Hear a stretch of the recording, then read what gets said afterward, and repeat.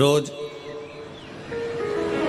शंकर के मंदिर में प्रतिदिन जाने वाले को और एक और चीज अपने स्मरण में रहे, अगर शिव के मंदिर नहीं जा सकते तो अपने घर में जो शिवलिंग है उस पर जल चढ़ाओ।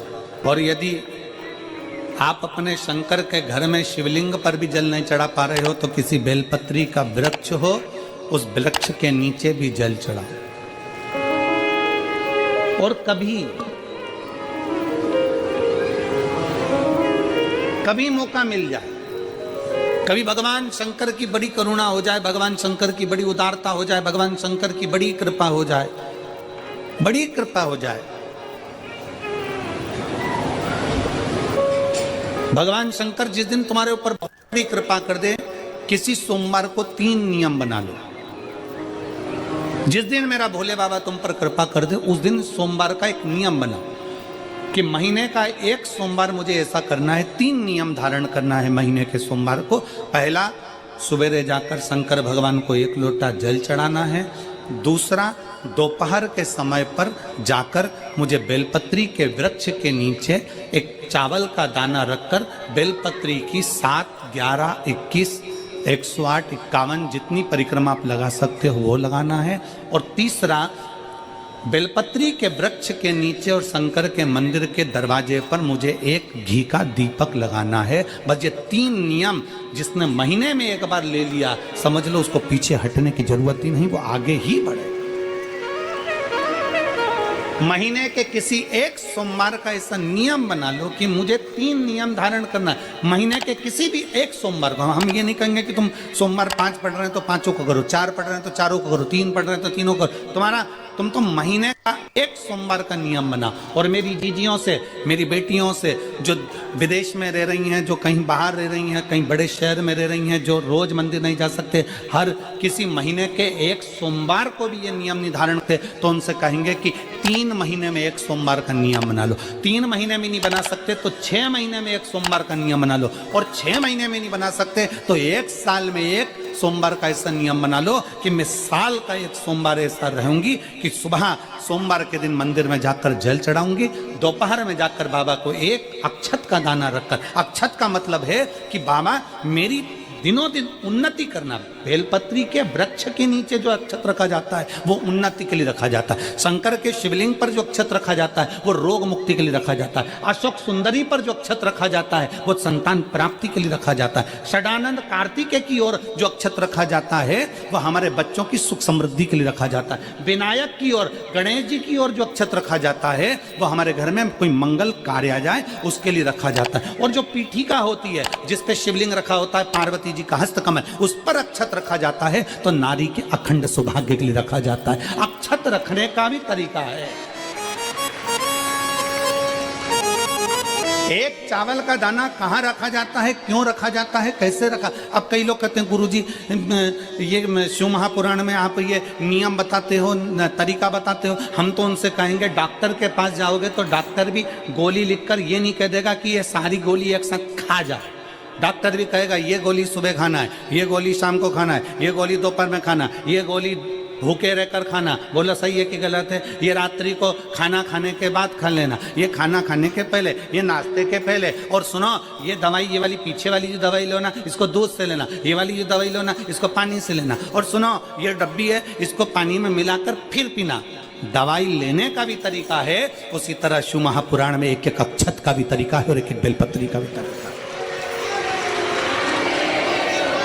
अब मान लो कई लोग कहते हैं गुरुजी आप ये तरीका बताते हो शिव पुराण के माध्यम से, कई लोगों के मन में संशय जागता है, तो अगर हम एक साथ चावल चढ़ा दे तो उसका क्या तरीका है? तो हमारा निवेदन है डॉक्टर जो दवाई ले एक ही बार में निपटा जाए, एक ही बार में खा ले। दवाई एक बार में पूरी खा गए असर नहीं करेगी, इसमें डॉक्टर का कोई दोष नहीं है। उसने तो बताया था ऐसे लेना, ऐसे लेना। और तुमने मैं डॉक्टर साहब ने पूछा दवाई पूरी ली, शाम की दवाई भूल गई थी, सवेरे की दवाई भूल गई थी, ये दवाई भूल गई थी। डॉक्टर कहेगा हमने तो नियम बताया था, तुमने नहीं खाई तो असर कहाँ से करेगी?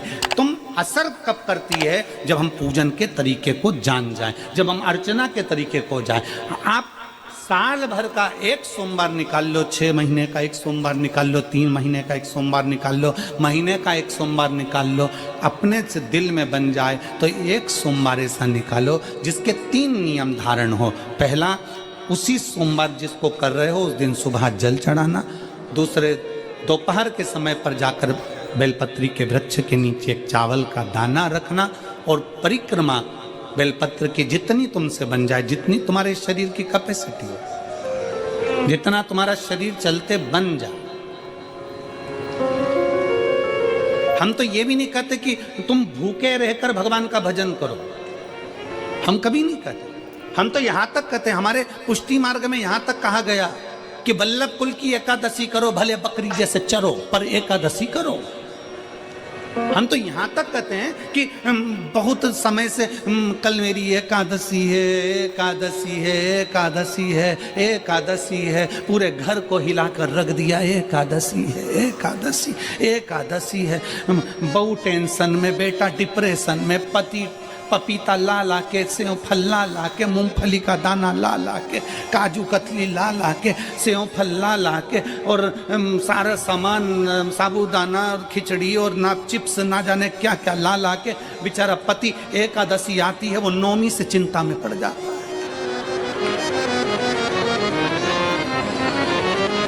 हम तो ये भी नहीं कहते कि तुम व्रत बहुत भारी करो, तुम व्रत उपास भी बहुत बहुत टेंशन वाला करो, ना ना ना।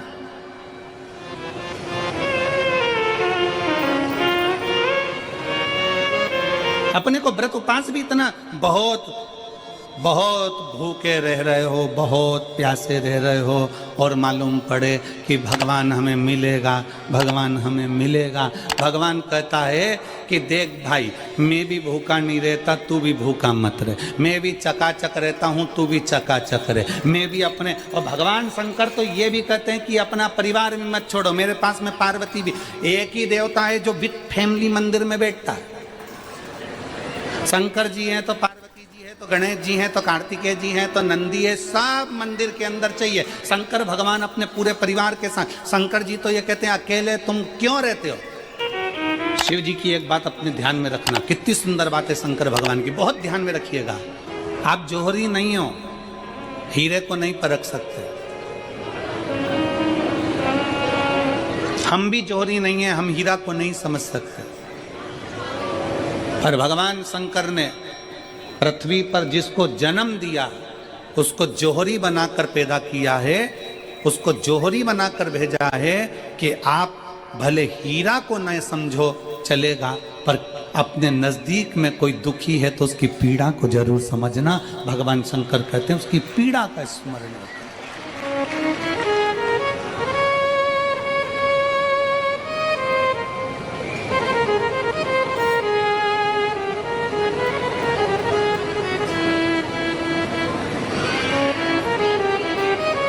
हीरा को समझो ना समझो, पर पीड़ा को जरूर समझिए। किसी के दर्द को जरूर समझिए, किसी के दुख को जरूर समझिए, किसी की तकलीफों को जरूर समझिए। पशुपतिनाथ का व्रत करते हो आप, 16 सोमवार का व्रत करते हो आप, संकट सोमवार का व्रत करते हो आप, शिवरात्रि का व्रत करते हो, सोमवार की अष्टमी का व्रत करते हो। उन व्रतों में सारे व्रत करो, मना नहीं है, पर उस व्रत में अपना पूर्ण समर्पण परमात्मा के प्रति रखो। केवल खाना छोड़ा है, अन्न छोड़ा है, भोजन छोड़ा है, और दिन में सुबह से लेकर शाम तक 2-3 बार तुमने कुछ ना कुछ पाया है, वो व्रत हो सकता है आपकी दृष्टि में। पर हमारी दृष्टि में व्रत कौन सा है। शिव महापुराण की कथा कहती है कि सुबेरे आपका व्रत चालू हुआ, दूसरे दिन ब्रह्म मुहूर्त तक जो आपका व्रत आपने रखा है, भगवान का जो व्रत कर रहे हो, उस व्रत में एक बात अपने अंदर उतार कर रखो कि इस दिन मैं अपने मोबाइल का त्याग करती हूँ, पूरे दिन मैं मैसेज नहीं पढ़ूंगी, मैं देखूंगी नहीं, मैं अपशब्द नहीं कहूंगी, मैं जानूंगी नहीं। दूसरा, आज के दिन मेरा व्रत है। आज 1 महीने में, 15 दिन में, 2 दिन में, 20 दिन में मैंने अगर किसी से भी अपशब्द कहा होगा, आड़ा टेढ़ा कहा होगा, तो सबसे पहले आज व्रत वाले दिन मैं उसको सॉरी कहूंगी, क्षमा मांगूंगी और अपने हृदय से लगाने का प्रयास करूंगी। व्रत है। व्रत का तीसरा अंश, आज मेरा व्रत है, मैं आज के दिन किसी को भी अपशब्द नहीं बोलूंगी, किसी के लिए आड़ा तड़ा नहीं बोलूंगा। आज जितना बन सकेगा मैं सात्विक जीवन जीऊंगा। चौथा, आज मेरा व्रत है, आज के दिन मैं झूठ नहीं बोलूंगी, ना झूठ बोलूंगा सुबह से लेकर शाम तक। और पांचवा, आज व्रत वाला दिन है, जितना फलार मैं करूंगी उसका पैसा जोड़ूंगी कि 15 रुपए का मैंने साबुदाना खाया, 10 रुपए का बटाटा खाया, ये खाया वो खाया, सारा हिसाब लगाकर 55, 60, 70 रुपए जितने होते हैं उसमें से एक अंश निकालकर मैं उसका एक भाग किसी गौशाला में जाकर गाय को चारा जरूर दूंगी। आपका व्रत, आपकी साधना, आपका तप, आपका बल, आप कैसा कर रहे हैं? केवल भूखे रहने पर भगवत पद की प्राप्ति नहीं होती। शिव महापुराण की कथा कहती है कि भूखे रहने से भगवान की प्राप्ति नहीं होती। शिव पुराण की कथा कहती है भगवान को पाने की भूख बढ़ाने से भगवान की प्राप्ति होती है। भीतर से परमात्मा को पाने की भूख बढ़ाइए, भगवान को पाने की भूख बढ़ाओ भीतर से।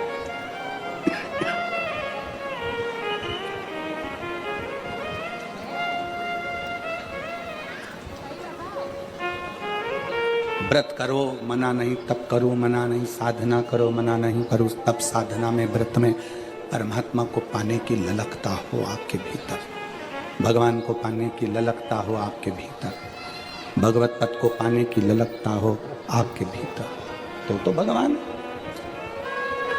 हाँ, पुराण की कथा एक बड़ी सुंदर बात कहती है, व्रत आप करते हो, उपास आप करते हो, नियम आप लेते हो, पूरा किसको करना पड़ता है? तुम्हें नहीं।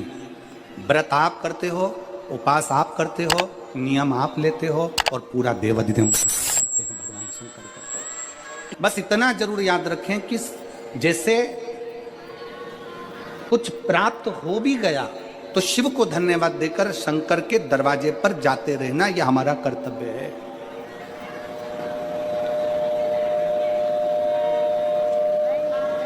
एक बहन जी ने पत्र लिखा था कल।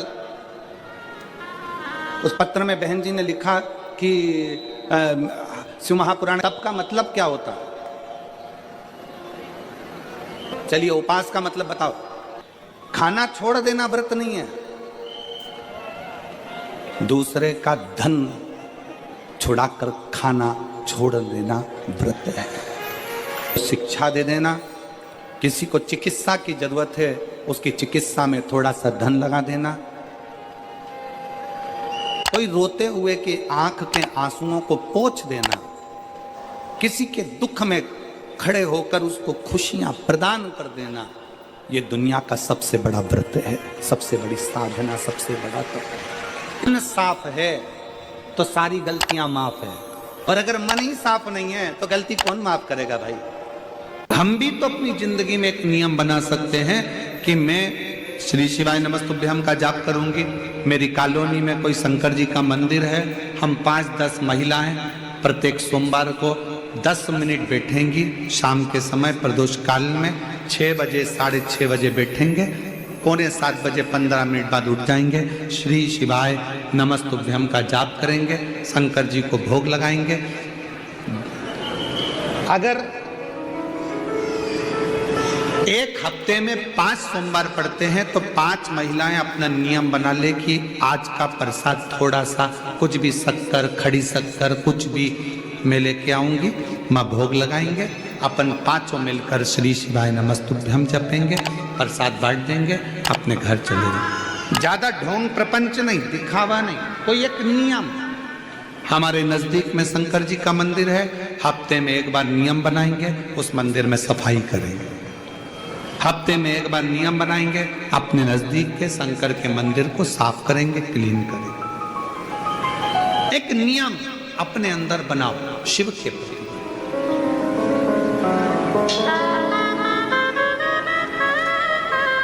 अपने भीतर जब हम नियम बना लेते हैं कि श्री शिवाय नमस्तुभ्यम जपना है, शिव को एक लोटा जल चढ़ाना है, शंकर की आराधना करना है, तो शिव हमारे लिए भी कोई ना कोई नियम जरूर बनाते हैं और हमारा कल्याण जरूर करते हैं। एक नियम बना, इस कथा को सुना, तुम्हारे पति को फल प्राप्त हो।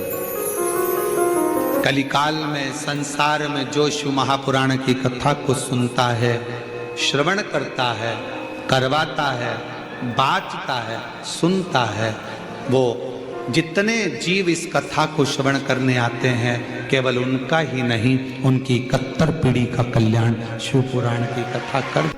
लंबी बाती का प्रमाण अलग होता है। लंबी बाती क्यों लगाई जाती है? भगवान के मंदिर में दीप में, देवियों की पूजन में, लक्ष्मी की वृद्धि के लिए। कौन से देवता के यहाँ लंबी बत्ती लगती है और कौन से देवता के यहाँ गोल बत्ती लगती है, उसका भी प्रमाण वर्णन। किसी देवी की पूजन करो तो लंबी बत्ती आती है, कुल देवता की पूजन करो तो लंबी बत्ती आती है, किसी मंदिर में किसी देवता को लगाने जाओ तो गोल बत्ती लगती है, उसका भी प्रमाण है। लंबी बत्ती जहाँ लगाई है, अगर लक्ष्मी के सामने लगाई है तो लक्ष्मी की लंबाई बढ़ती है, लक्ष्मी की वृद्धि बढ़ती है। अगर कुल देवता के नाम की लगाई है तो वंश की वृद्धि होती है। इसलिए हमारे यहाँ अमावस्या पूनम को जो पाटे वाटे भराते हैं उसमें गोल बत्ती नहीं लंबी लगाई जाती है, जिससे हमारा वंश बढ़े। नवरात्रि में देवी जी की जो बाती लगाई जाती है वो लंबी लगाई जाती है, गोल नहीं। क्यों? क्योंकि जिससे माँ हम पर कृपा बना कर रखे, हमारा वंश खूब बढ़े, हमारे यहाँ लक्ष्मी की वृद्धि हो।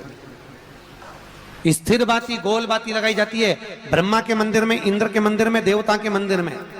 तुलसी के सम्मुख में लंबी बाती नहीं लगती, तुलसी के सम्मुख में गोल बाती लगाई जाती है महाराज, जिससे स्थिरता का भाव केंद्रित हो। स्थिर